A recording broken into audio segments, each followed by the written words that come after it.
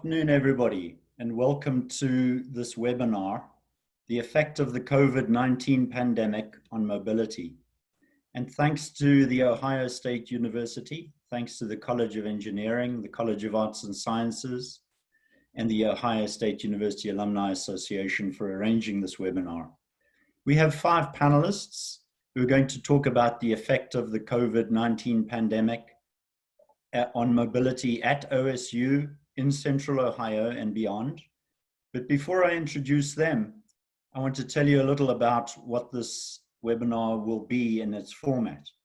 Firstly, we'll hear from each of the 5 panelists in turn, and then we will cut to some questions, and many questions have been submitted by you, the audience, in advance. And please submit questions in the Q&A feature that you have on your screen as we progress. The motivation behind this webinar is, as I said, what has been the effect of the pandemic on mobility at OSU, in Central Ohio, and in the world beyond? What has OSU and the Central Ohio Transit Authority been doing in response to the pandemic?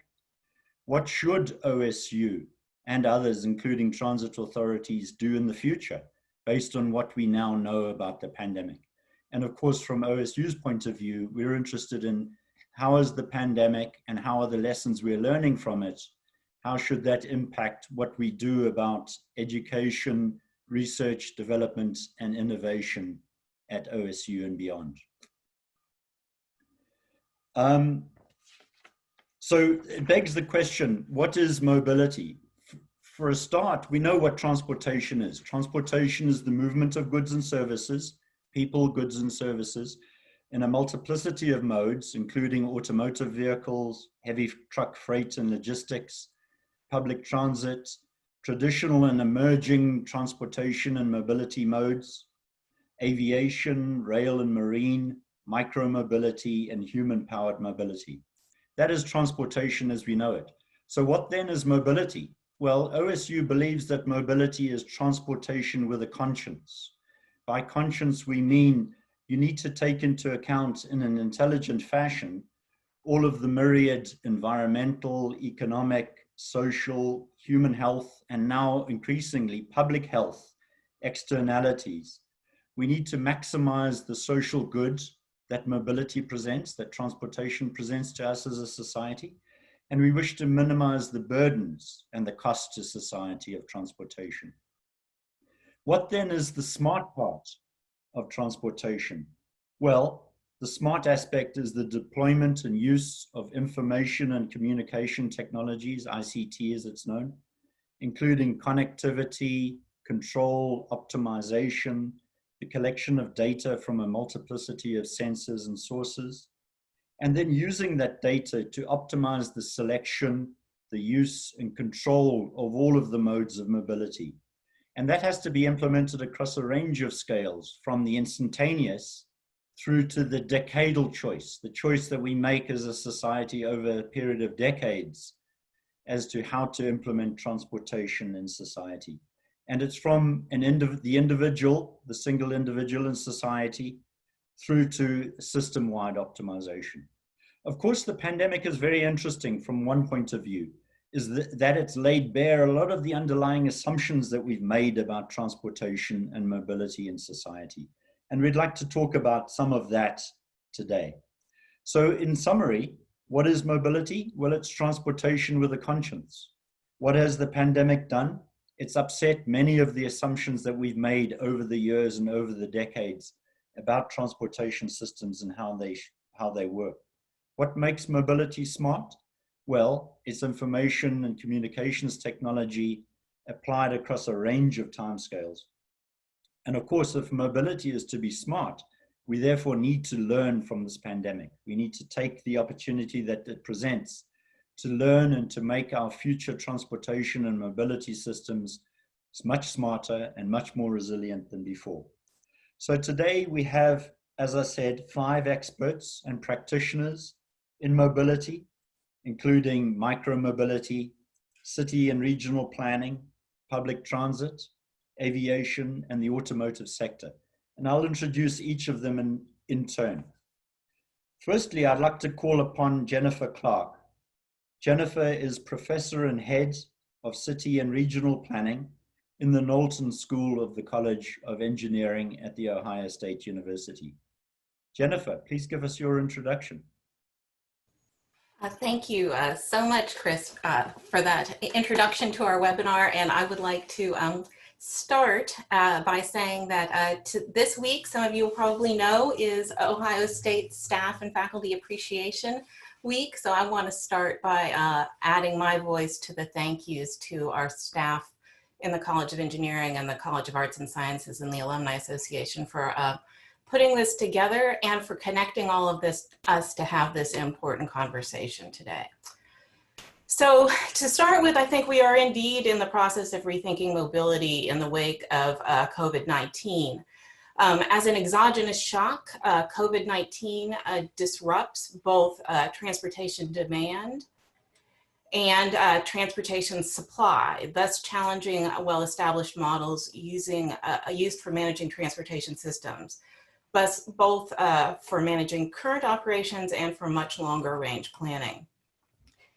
In many ways, COVID-19 is actually accelerating a rethinking of smart mobility at the conceptual level, which has been underway for at least the last 2 decades.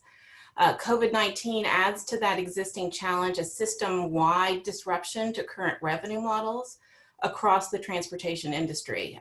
The conceptual shift underway in transportation planning and engineering affects the way we think about the movement of people, goods, and services at a variety of scales and the systems required to facilitate that movement.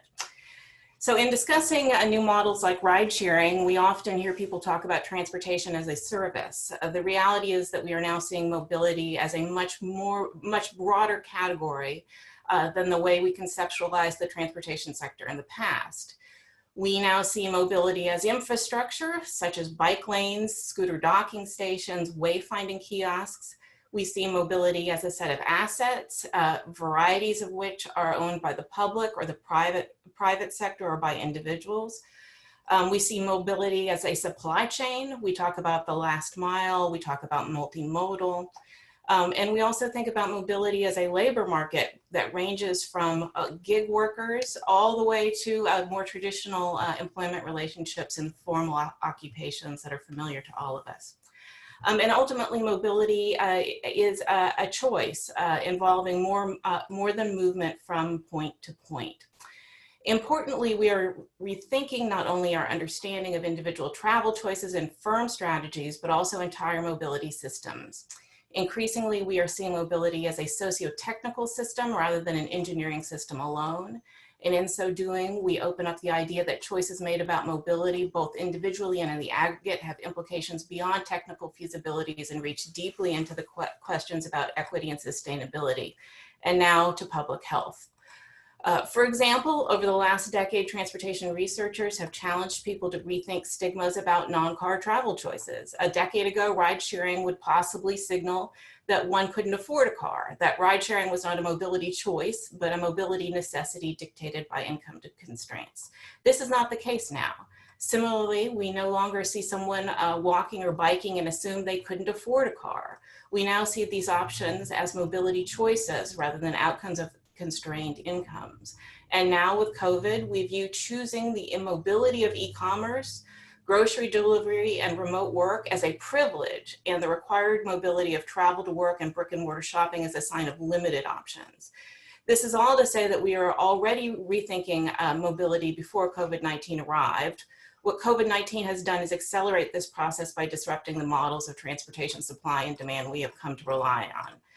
Just as technology platforms push transportation as a service forward, COVID-19 is pushing us to develop new models for passenger aviation and public transit. In particular, we may well see the end of dominant 20th century finance and revenue models in passenger transportation that allocate costs and risks between the public sector, private sector, and users and customers. It may indeed be that a rebalancing of costs and a rethinking of models, hub and spoke in aviation, the user fee model in public transit is what's in our future. In any case, innovation is needed in how we think about both passenger and freight transportation and how we pay for it. COVID-19 effectively shifts our efforts to move forward with smart mobility into a climbing gear. Thank you, Chris. Thanks very much, Jennifer. I think one of the key takeaways from what you've just said is that the pandemic clearly is a remarkable tragedy for society. From the point of view of mobility and transportation, it's a remarkable experiment. It's an uncontrolled experiment that we never really planned, that no one ever really planned. And as such, as educators and as innovators and as practitioners, we need to take advantage of this very unfortunate circumstance to learn more and to do better in the future. Thanks again, Jennifer. Now I'd like to introduce Harvey Miller. Harvey is a professor of geography in the College of Arts and Sciences and the director of the Center for Urban and Regional Analysis at The Ohio State University. Harvey, please give us your introduction.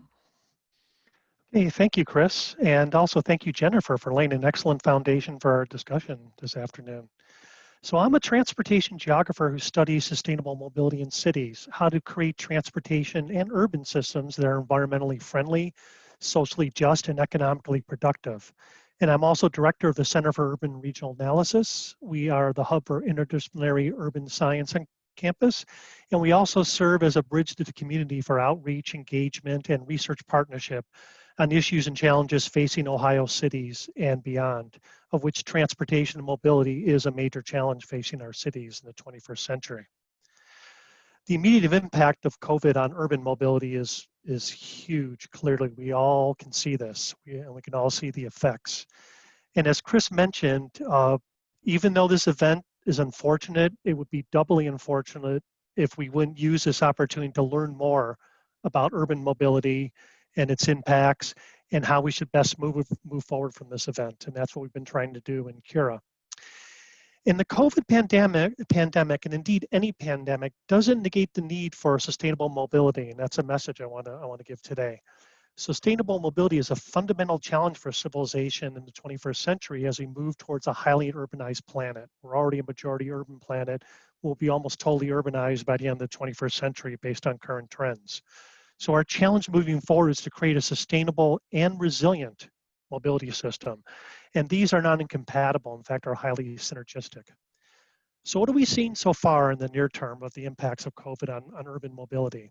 Well, one thing we're seeing is bicycling is way up. And if you've tried to buy a bike recently, you know this, they are flying off the shelves. And this is very good news because we need more cycling in cities, and all of these purchases are demands for further bike mobility in cities. So this is a very good trend because biking is a green, healthy, social, and equitable form of urban mobility. What we need now is more bike infrastructure to protect these vulnerable road users. And that's something we don't have in many cities. Columbus and other cities do not have good protected bike infrastructure. And it's a major barrier for people using these bikes. And we also need to develop e-bikes, especially e-bike share, electric bikes, because they're a very underappreciated urban mobility revolution that can spread biking to a larger group of people. The other thing we're seeing is that public transit is down. Kota just completed a study where we analyzed decline in public transit demand at a national scale across all the public transit agencies in the country. And we've seen dramatic evidence of shrinkage in demand, but it's uneven, very uneven across cities. And it's also very uneven socially. We're seeing the people who are now riding public transit are people of low socioeconomic status, women, and people of color disproportionately still using public transit. The essential message there is that these are people performing essential jobs for whom public transit is essential. So even if you don't ride public transit, you are probably depending on somebody who depends on public transit. And that's something we have to think about going forward, making public transit safe. And I do think the fear of public transit has been overrated.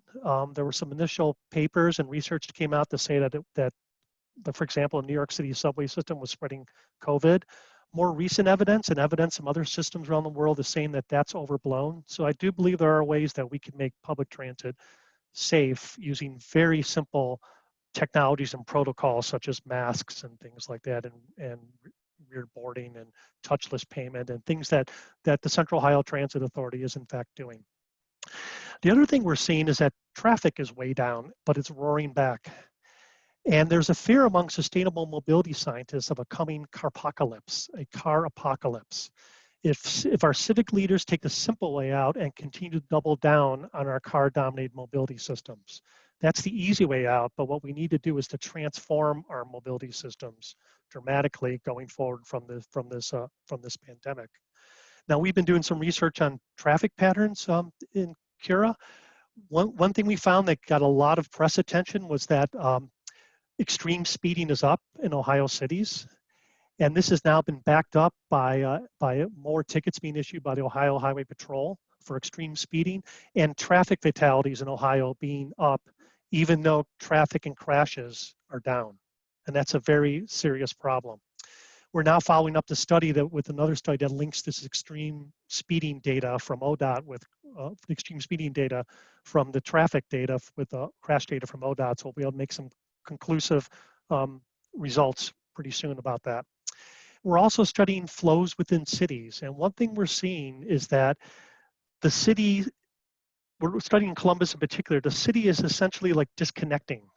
That flows that overlap between neighborhoods where people are mixing for jobs, working, socializing, the city's becoming more localized and more disconnected. And there's some implications for social equity and transportation and for building community across our cities. So there are ways moving forward, and we can talk about this in the question and answer period, but we are studying these impacts, and we are using this as an opportunity to learn how to build these more sustainable and resilient urban mobility systems going forward. Thank you. Thanks very much, Harvey. And yes, as you've reiterated, there's an enormous amount of data that we can, that researchers and educators will sift through for decades to come, looking at the effect of the pandemic on various modes of transportation and mobility. Now I'd like to introduce Sophia Moore. Sophia is the Chief Innovation Officer of Kota, the Central Ohio Transit Authority. By way of introduction, I'd like to say, whereas most of us are educators and researchers and developers, Sophia is very much on the front lines of mobility and transportation in the pandemic. So Sophia, tell us what Kota has been doing for the last several months.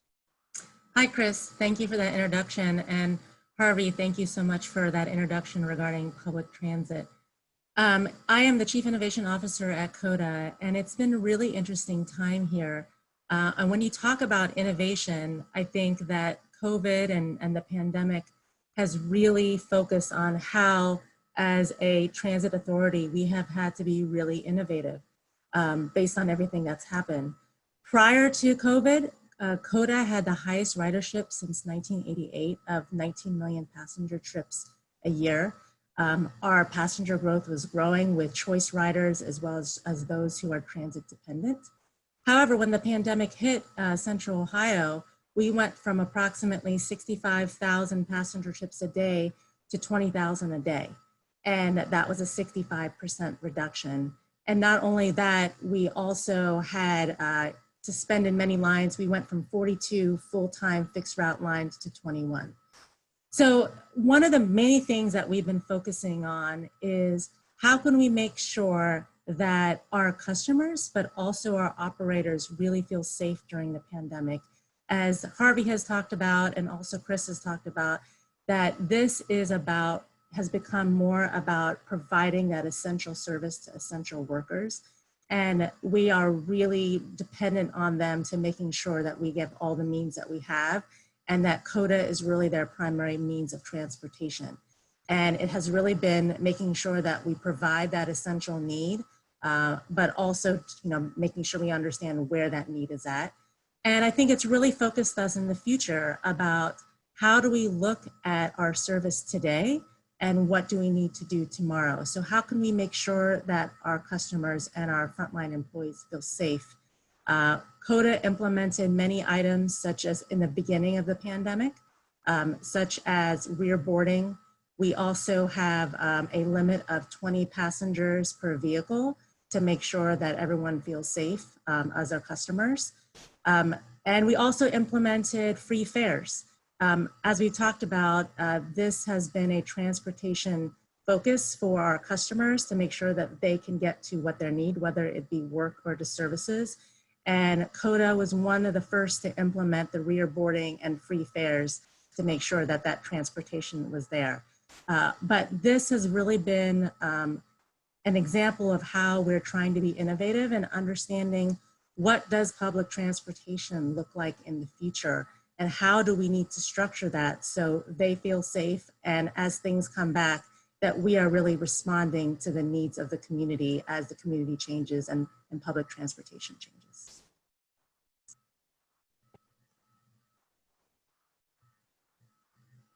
Thanks very much, Sophia. Thank you for giving us that insight. And as I said, Sophia is very much a practitioner on the front line of transit in Central Ohio. And similarly, Stephanie Morgan, who is the Executive Director of the Air Transportation and Aerospace Campus at Ohio State University. Stephanie, you've been telling us about how your operations have been disrupted over the last several months. Please offer us your insights. Thanks.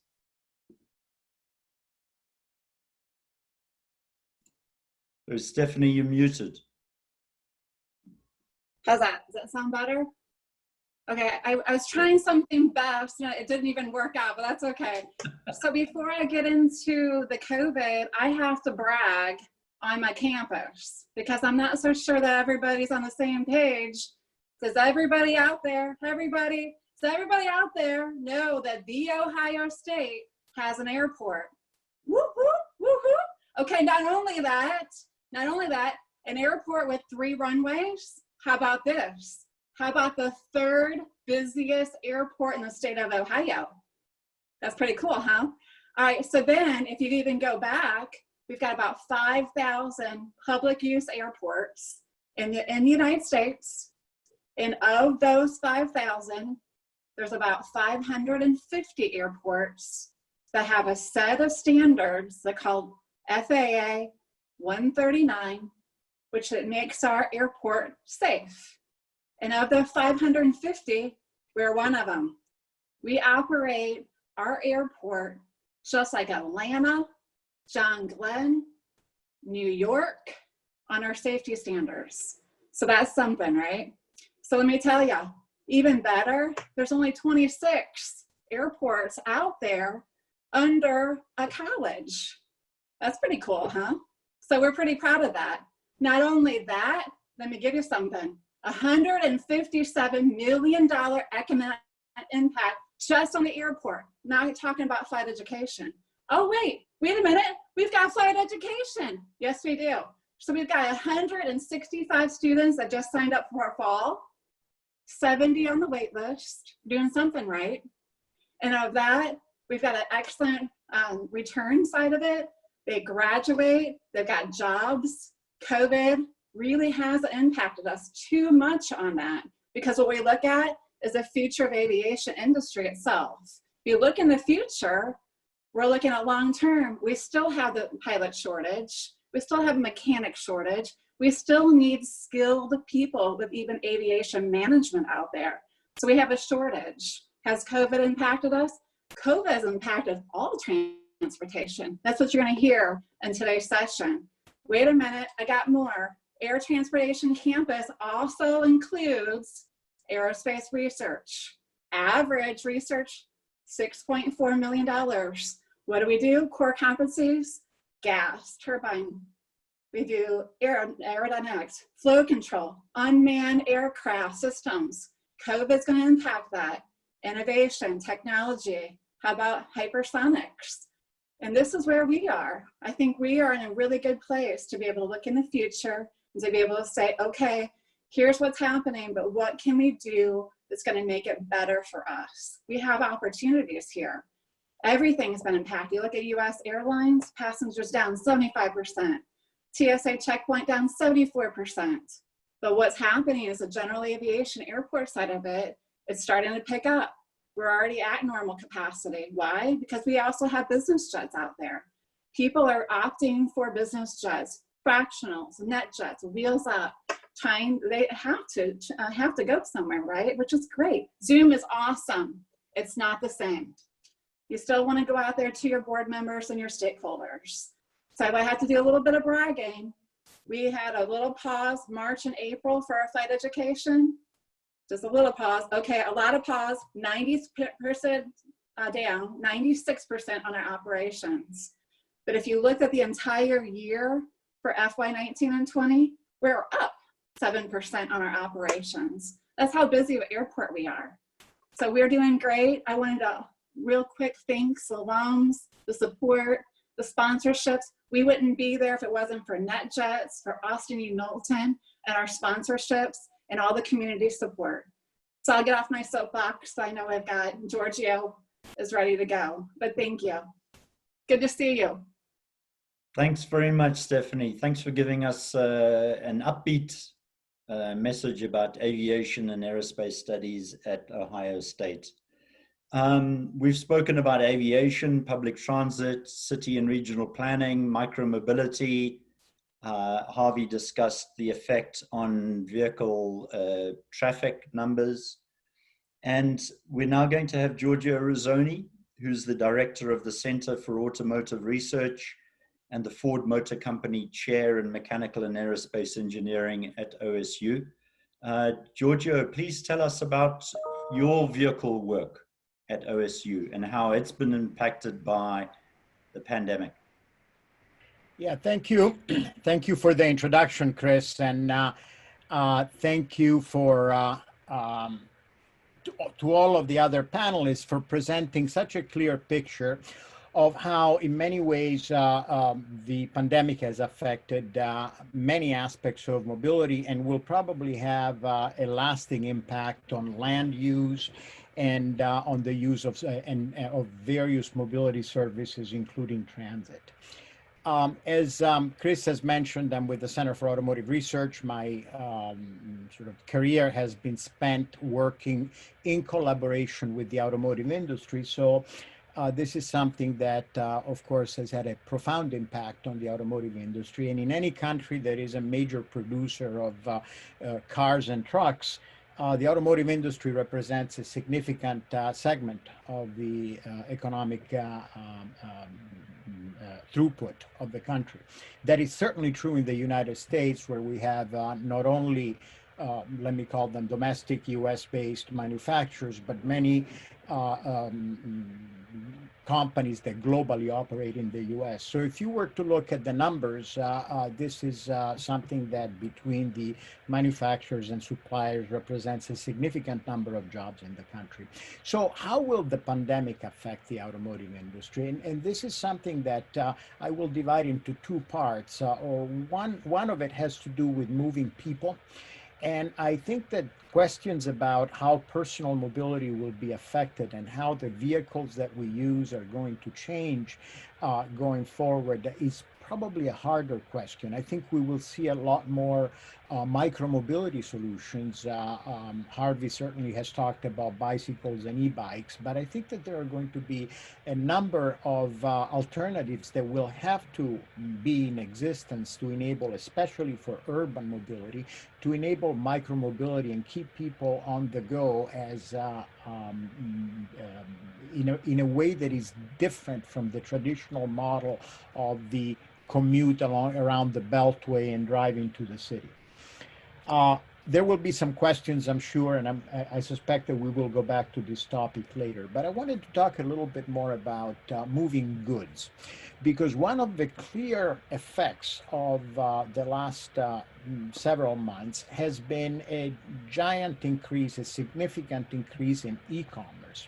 E-commerce was already an established reality, but the way we have dealt with replacing retail shopping, replacing food procurement, for example, with door-to-door delivery, and the expectations that have come with these delivery services has created an interesting or a very rapid change in the package delivery industry, in the freight delivery industry. So I think we're going to see some dramatic changes, probably more rapidly, in the commercial vehicle industry than we're going to see in the passenger car industry. They're already taking place.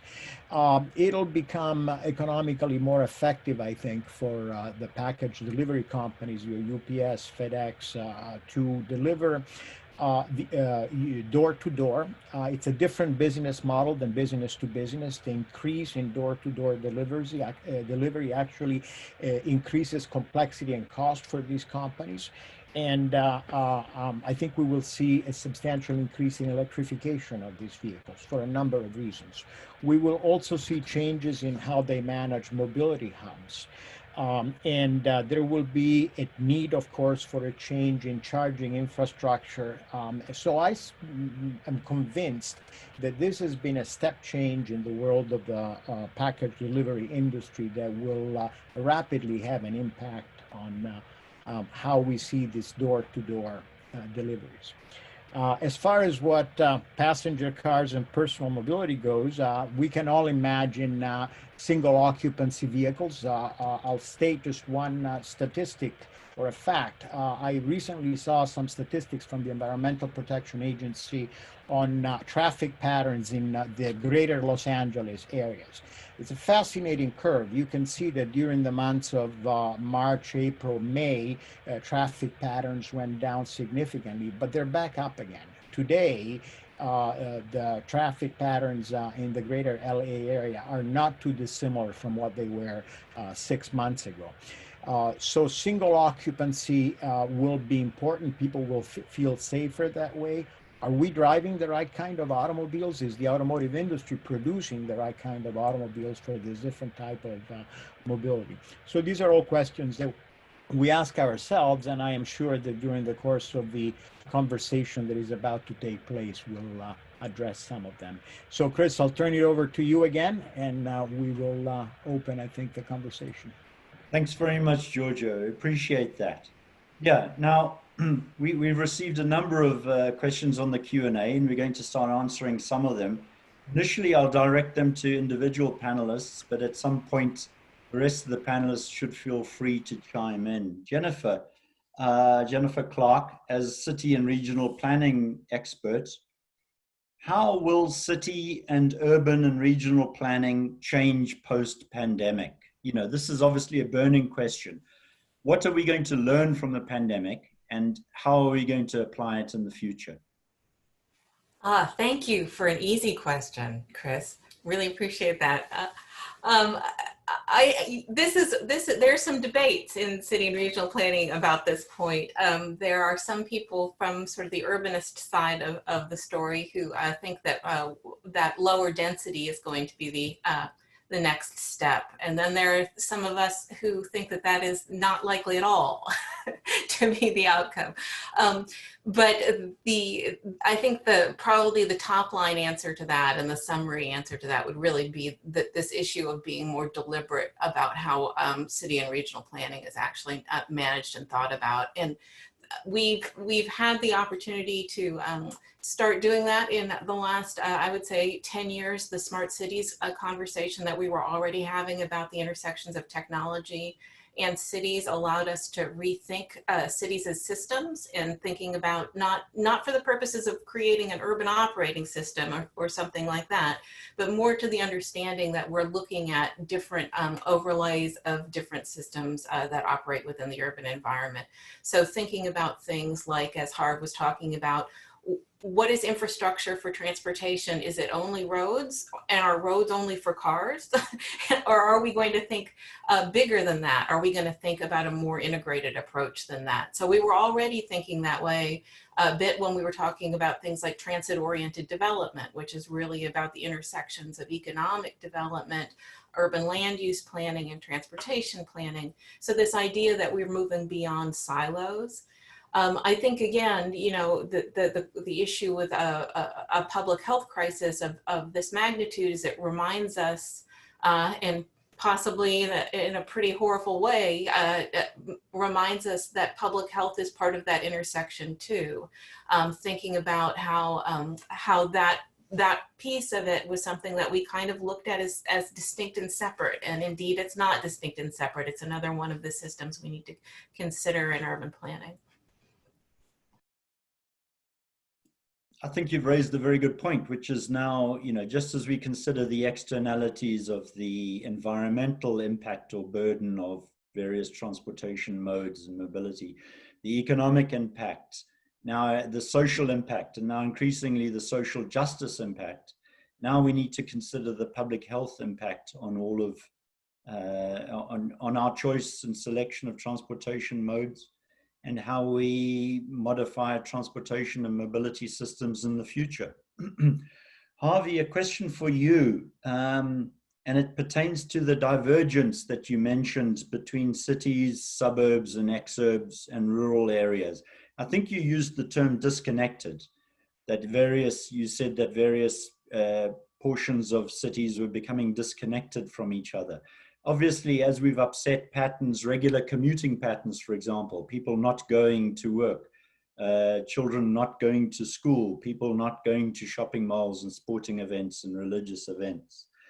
As you say, there's a disconnect. There's an increasing disconnect. Are we going to see transportation systems and mobility systems diverge? Will there be one for the city and one for the suburbs, one for the exurbs, one for the rural areas? What will happen in the future, do you think? Boy, I hope not. That would be a disaster.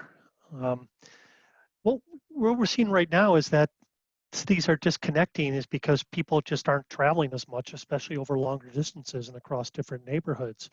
But when we want to create communities, I mean, mobility is essential to creating communities. Mobility is how we organize our cities. So I think we can create an urban transportation system that's sustainable, that's equitable, innovative, and also socially just. But we can do that, extend that into the suburbs. For example, if you live in Central Ohio, some of you know everyone should know the suburb of Dublin. And Dublin's actually doing some proper things for the future in terms of densifying and hardening and creating walkable spaces in their city center. In the future, that could be connected to Columbus and to other nodes in the system via high quality public transit, including light rail. I think we'll always have a need, of course, for automobiles in exurban areas and rural areas, of course. We'll even need them in cities, but I just think what we need to do is rebalance our transportation systems. Right now, we just have one system, which is automobiles, and that works better in some places, perhaps in the suburbs and exurbs and rural areas, but it doesn't match well with the city center. So if we really had an integrated mobility ecosystem where we had multiple options, we could create this type of regional access. And we did in the past. 100 years ago, you could take a train between any cities in Ohio, even small towns. We had one of the densest passenger rail networks in the world in Ohio. Georgia, I remember that 100 years ago, right, Harvey? Yeah, we remember that one. Yeah, we're on it.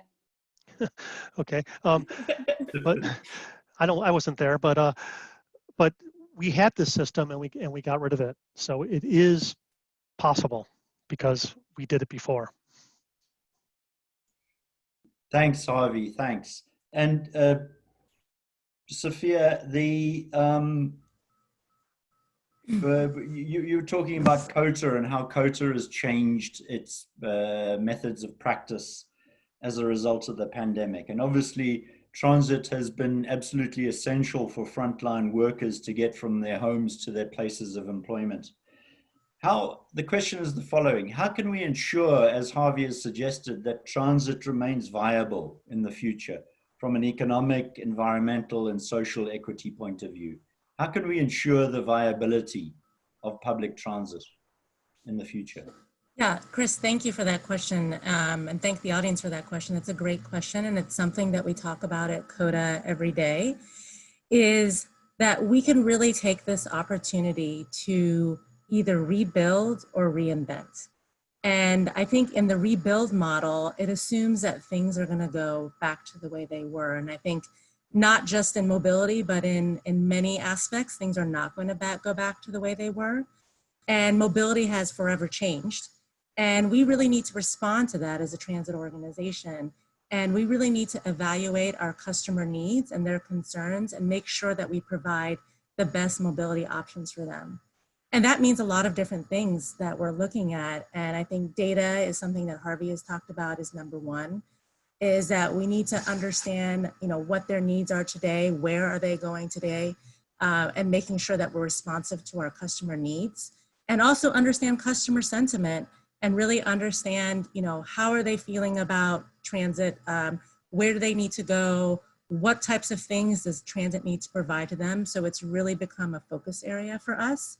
But there's other aspects that we need to look at too, is the economic aspects.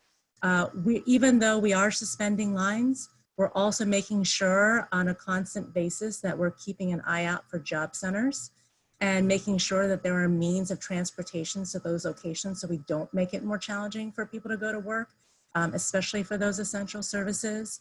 And social equity is a big part of something that we talk about every day at Kota, is that at Kota, the mission is about moving every life forward.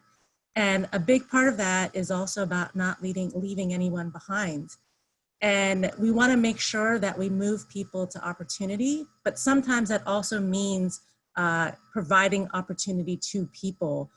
So it has allowed us to reinvent ourselves and look at ourselves in a different way. Some recent things that we've done at Kota is, even though we may have suspended a line in an area, we are currently testing out Kota on demand in the Northeast Columbus area. As we all know, some students are challenged without having broadband access.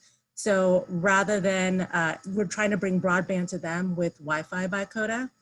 And we've also used Kota to provide food opportunities as well for food distribution. So we're really trying to make sure that we're not just about transportation, but we're providing opportunity for people. So I think it really focuses on how do we look at public transit in a different way, and making sure that we're responsive to the new needs, and that, again, we're looking at moving every life forward, and that we're thinking about all of those social equity, economic and environmental types of things as we move forward. So as you say, it's what this pandemic has shown is that public transit is absolutely essential for the functioning of a city, for the functioning of a society. And I certainly hope, for one, that that message moves forward. Public transit typically has a bad rap, but it's proven to be absolutely invaluable in, as I said, getting frontline workers from home to work in an expeditious and efficient fashion. And we certainly hope that that message is carried forward. And wish you the best of luck in that respect. Stephanie, we've been getting a number of questions about air travel. Obviously, it's been enormously disrupted, and by air travel, we mean business and leisure travel, commercial aviation. A running question is, how long will the current disruption last? In your opinion, how long will the current disruption commercially? Well, since I've been here over 100 years, let me look into my crystal ball for that one, right? We've never seen anything like this before. The SARS, we just have not seen anything, 9/11. So this is something that we've never dealt with. If you look at the stats that are coming in every day, I mean, it's really interesting if you look on the internet to be able to grab the data itself. What it's really showing at this point is that it really looked like May and June were looking pretty promising, because we were thinking, oh, we got some safe zones, and I think that we're looking that we're feeling a little safe to travel. And I think that's probably all transportation. What happened in July? In July, we have a resurgence. So then the public is not quite as comfortable to travel. Right now, what we can do is just keep doing what we're doing. The airlines themselves are taking some great actions to be able to sustain, because it's a global issue. It's not just US, it's not domestic, it's a global issue. So right now we're seeing domestic is upticking a little bit more promising than international right now. Some of that might be hub versus point to point. The data is still not quite clear on that. But some of the things that the airline are doing, I think, is something that most transportations probably can do, is cut capacity, unfortunately. But they're really laser focusing on what makes sense. They're actually retiring the older equipment and the aircraft. They're actually utilizing aircraft probably a little bit better They're balancing the cargo side of it. How can we actually utilize things? All those types of changes that the airline are making will make a difference on our G&A, because when we're looking at complete issues on a lot of different aspects, especially the economy side. So I don't have the answer to that. Hopefully when we get a vaccine or effective treatment, and when our customers feel a little bit more comfortable to travel, then we'll be able to see something that we can reimagine. I think that's going to be the key, kind of what Sophia and Jennifer have been talking about, is not so much that we're really trying to go to the old because everything is this new normal, but how about something that the College of Engineering Leadership says a lot? We have to reimagine how it's going to look, and then be able to predict and be able to get ahead of it with technology and innovation. Thanks very much, Stephanie. And as you pointed out, general aviation and business aviation are at elevated levels, but it is commercial aviation, obviously, which has suffered significantly. Giorgio, a question for you. If the pandemic has shown a significant reversion to the use of private cars for transportation, is this a permanent shift? And if so, what should OSU be doing in terms of its education, research, development, and innovation agenda? What should OSU be doing to reduce the environmental burden of privately owned, individually operated automobiles? So two angles here. On the personal mobility passenger car side, I would say that we are likely to see in the near term a further increase in interest in at least partially automated functions in vehicles. I think it's been very clearly shown and demonstrated already that the availability of data makes it possible to provide better transit services, for example, but it also makes it possible for individual vehicle operators to take advantage of opportunities to optimize their route, optimize their vehicle operation. And the more we incorporate automated functions in these vehicles, the easier it will be to take advantage of the information that is available to us and to distribute traffic in such a way that there will be a favorable impact on emissions. One of the things that is oftentimes lost, we spend so much time thinking about local tailpipe emissions from a single vehicle, but the systems level improvements that one can achieve in lowering overall emission from mobile sources, if we have a more organized, more intelligent traffic patterns, I think is an order of magnitude greater than the improvements you can make by just tweaking the technology. That's one element. I think that connectivity and automation will be part of the answer to that question. I also think that urban mobility will be increasingly electric, and I think a mix of modes, of mobility modes in which micromobility will be predominantly electric. There is no reason to not do that. Is something that I think is coming, but I think that there is a chicken and egg problem there with the way the vehicle market is today, what the automotive industry produces, and so that's something that I think is going to take some time. The need for it is definitely increasing and not going away.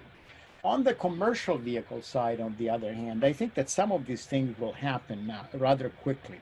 And it's again the same technologies that I just mentioned, connectivity and automation. You can imagine that in local distribution centers, mobility hubs for package delivery companies, for example, you can easily imagine that automation locally, not necessarily automation on the public roads, but automation that has to do with the loading of the packages, the moving of the vehicles within the mobility center, is something that will see increasing presence. And as I said earlier, I also think that electrification is likely to become more and a larger and larger fraction of the total in these urban package delivery type vehicles. So from our perspective, we are working on all of these topics, and we will continue to support and assist the automotive industry at large, whether they make components and systems, whether they process information, whether they make trucks or cars or innovative single occupancy vehicles. We think that there are great opportunities to facilitate and accelerate this transition. So your vote is for connectivity, increased levels of connectivity and automation amongst vehicles, and increased electrification. And yes, and that dovetails nicely with the electrification of micromobility and increases in human-powered mobility, people walking, people riding bikes. One thing we haven't touched on, and is probably a topic for another webinar at least, is increases in light rail within cities in Ohio, and then high-speed rail intercity. And obviously those are very important issues that, as I say, should be addressed probably at a later stage. I have a question for all the panelists. You know, there's been talk since the dawn of the computer age, let's call it, for the last 50 years, about travel replacement. In other words, what if we could replace, what if there wasn't an incentive for business travel? What if there was less of an incentive for business travel? What if there was less of an incentive for commuting to work, for example? You know, and there are emerging computer techniques and augmented reality and virtual reality that could potentially remove or reduce, certainly significantly reduce the requirement for travel in the future. I think that this pandemic has created, as I said earlier, an experiment, a completely uncontrolled experiment in looking at computer-based technologies as travel replacement. I'm not sure that people are entirely satisfied or happy with the outcome. But what is there in the terms of travel replacement? Does the panel think that that will be a significant lasting effect of the pandemic?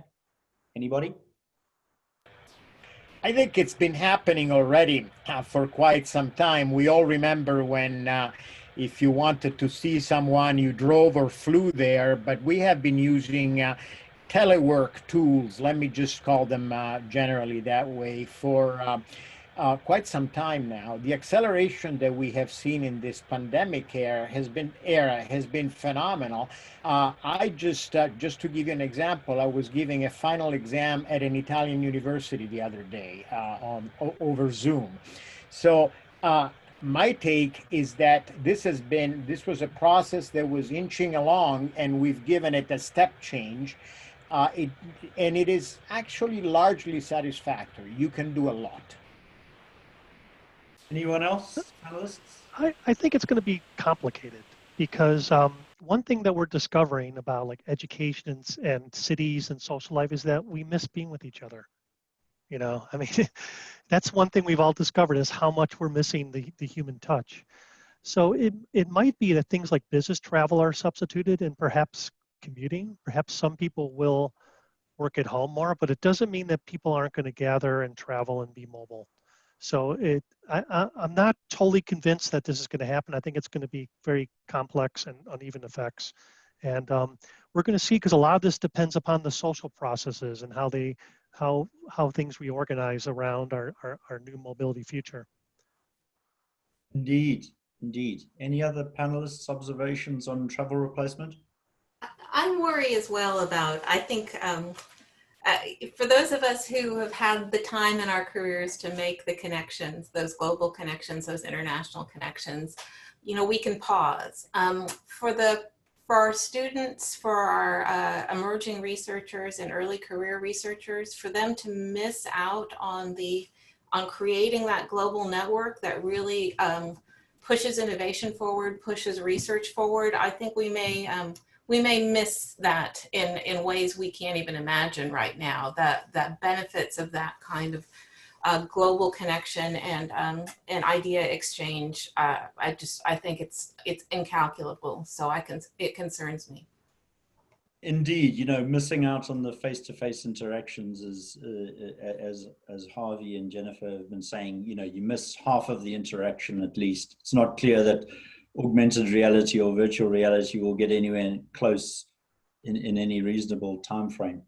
So in order to wrap up, what I would like to ask each of the panelists is, what else should OSU be doing in this area of mobility? Knowing what we now know about the pandemic and the disruptions that it's caused, what else should OSU be doing in the area of mobility and smart mobility? Let's start with Stephanie. I think the Ohio State University does a really good job. I think that we definitely could branch and expand innovation, technology, electric was something that we're looking to partner with urban air mobility. I think those are areas that we will see. We talked about how it's potentially going to change. I don't particularly see that air travel will change in the future. I think it's definitely going to change, but I think it's going to get better. I think it's being more efficient. I think it's made cleaner as far as the engines itself, inside and outside. I can see that being a great change. So I think that we can partner more and also expand. Thinking outside the box is where I think that we really excel. And I think that we do a really good job. And I just like to see it expand some more. To give you an example, our aerospace research has great foundation. We just need more partners to expand it. And our flight education as well. We could use more partners as well to expand it. So we're just limited on what we're limited on. And I think that's what we need to do is just keep expanding, keep growing. We're doing a great job, great team. Thanks Happy to very be here. much. Thanks, Stephanie. Thank you. And Sophia, as an outside stakeholder, as Chief of Innovation at Kota, in 30 seconds, what do you think OSU should do as a land-grant institution in terms of developing solutions for mobility in the future? As I talked about, I think that we're really focused on reinvention, but that means we're focused on really understanding how mobility has changed in the Central Ohio area. So I think a great way that OSU could help is really understanding the data that they're seeing, the research that they're seeing, best practices that they're seeing, and helping us understand so we can respond better as well to continue to make public transit relevant and accessible for everybody. Thanks, Sophia. And Giorgio, in 30 seconds, what else should OSU be doing in the mobility area? Let engineering meet the social sciences, the mobility community, land use, and city and regional planning. Let all of these things come together, because the answer is a combination of all of these factors, which are so well represented on our panel today. We need to work with one another, and I think that the breadth of what Ohio State does permits that. We have excellence in all of these areas. Thanks very much. And Harvey, what's your opinion? Well, I think Giorgio's right. And I think we need more convergent mobility research, because we realize that mobility is a very complex problem involving physical, engineering, technological, social, and environmental dimensions of it. And I think we're doing that already at Ohio State. We already have convergent mobility research going on, and it's a very collaborative environment here for this type of research. I think our big challenge is going to be in education. We have to educate the next generation mobility professional who's less stovepiped and by modes or by applications, and has to have a more holistic and integrated view of transportation across modes and from the individual to the entire system, and also the ability to work within the new data and computation-rich environment we have for mobility. That's not an easy order to fill, and it's something we really have to think hard about here at Ohio State. Thanks very much, and thanks for reminding all of us of the strong educational aspect to our duty. Jennifer, what's your opinion? Very close to Harv's, which is that this is an interdisciplinary issue. It's multimodal, it's interoperability across systems, and it needs to connect our research and our teaching. And bringing our students and bringing some of these incredible junior faculty to the table is a big part of us moving that forward. So I'm excited about the progress we're making. Well, thanks very much. We greatly appreciate the panelists' efforts and time. And of course, you, the audience, we greatly appreciate you. You'll be hearing from the College of Arts and Sciences and the College of Engineering and the Ohio State University Alumni Association with a survey. And we would ask that you would complete the survey and share your opinions about this webinar and about the questions that it's uncovered. Please respond to the post-event email with your questions and comments, audience. And thanks again to the panelists, and thanks to you, the audience. We greatly appreciate it, and we certainly enjoyed it. We'd like to keep up the dialogue. Thanks again, panelists. Thank you.